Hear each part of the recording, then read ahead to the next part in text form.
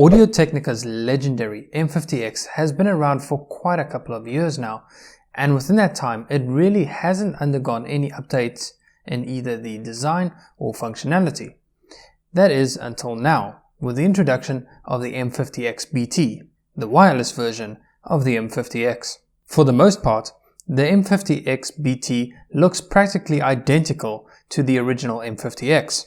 It's pretty much an all-plastic design, with the only visible metallic elements being that of the spring steel headband, the ring on each ear cup, and then the accent on each pivot, which indicates which side is left and which is right. No, using this much plastic certainly isn't going to make any set of headphones feel like a premium product. But where I honestly do have to give Audio-Technica props is that despite so much plastic, it doesn't feel like a cheap kind of plastic. It's not that overly glossy kind of junk that you could buy for like $10, but instead it's got a nice soft touch finish. But most importantly, it doesn't squeak when moving it around. The fit and finish looks and feels great. I don't have the original M50X with me in order to directly compare the build of the two, but from what I remember, I think the build quality was the same for the original. Even the collapsible design of the original M50X has been kept here, which allows the M50xbt to fold up into a very compact form, which is just perfect for traveling. The headband padding as well as the ear pads also seem to be the same, but that's not necessarily a bad thing. I do wish the headband could have had just a bit more padding, but the ear pads offer a very decent amount of comfort, whilst still creating just enough of a seal around the ear to keep the lower bass frequencies present. The only place where we start to see a big change from the original M50X is with the inclusion of a few switches and a micro USB port on the left ear cup. The first switch is just a slider for turning the Bluetooth functionality on or off. Next, we've got a standard micro USB connector, which is used for charging the internal battery. If you totally drain the battery, or if you don't want to use the headphones in a wireless mode, then there's a standard 3.5mm stereo jack, which allows you to use headphones in a traditional wired manner. And lastly are the control buttons. The outermost are used to adjust the volume up or down as suggested by the plus and minus symbols, but they can also be used to skip tracks.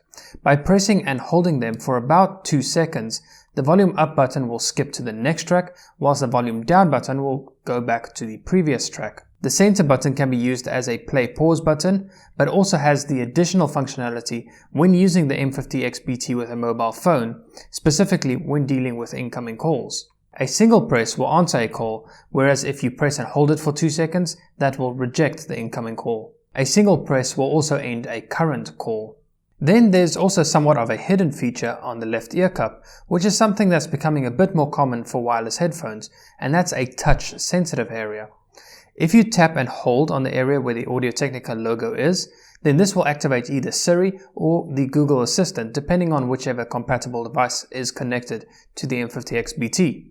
Unfortunately, this is all it does though. There's no swiping up and down or left and right for volume or track changes.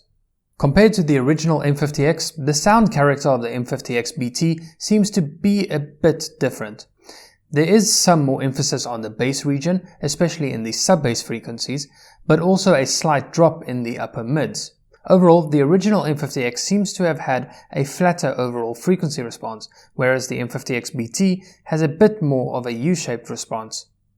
This does result in somewhat of a bloated sound in the bass region, as well as just a bit of a hollowness in the mids. The soundstage is also pretty intimate, so you don't get a somewhat convincingly realistic stereo image, but it's also not so narrow as to feel claustrophobic. But let's keep in mind that all of these impressions are with reference to higher quality and more accurate headphones. The fact is that the M50xbt is by no means a bad sounding headphone, and I suspect that just as the original M50X was well regarded for its sound quality given its price, the M50xbt might just have the same thing going on here. It's never going to sound great, well, not unless you EQ it, but it's still damn good. And what's more is that it's definitely a step up from what you would get currently from other headphones at this price point, especially wireless ones. So, if you're in the market for a set of wireless headphones, would you or even should you look at the M50xbt? Well, maybe. You see, the original M50X is a bit of a legend in the audiophile community. It's not that it sounded great per se, because if you look at the frequency response graph, we can see that it doesn't exactly have the most refined response. However, the original M50X served as a gateway into the audiophile world for tons of people, especially the younger demographic. With headphones, on the one end, you get the usual consumer-grade products that are often more of a fashion accessory than what they are a piece of audio equipment. These usually offer a overly bassy and bloated sound signature whilst caring very little for the details and other subtle nuances that are found in the mid-range and the treble frequencies. Then, on the other end of the spectrum, we've got the audiophile grade of equipment, which often offers what could be considered as being less of an exciting sound signature. Instead, the focus with these types of headphones is for accurate reproduction of the audio being fed to them. The consumer-grade products are widely available and more often than not have huge marketing budgets, so it's easy to see why most people would end up with those kinds of headphones.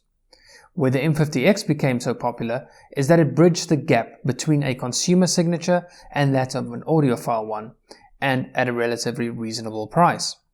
The signature is not as refined as a full-on high-end set of headphones, but it's still vastly superior to that of a mass-marketed one. And I think the spirit, the essence of the original M50X has been carried over to the M50xbt.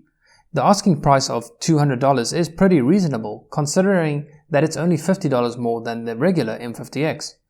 So with that in mind, picking the M50xbt over the regular version does seem like a reasonable choice. It's just a pity that we don't get any sort of noise cancellation, as that really would make the M50xbt an easily recommendable product. Thanks for watching. As always, if you've got any questions, please do leave them down below. That's all from me for now, and I'll catch you in the next one. Cheers.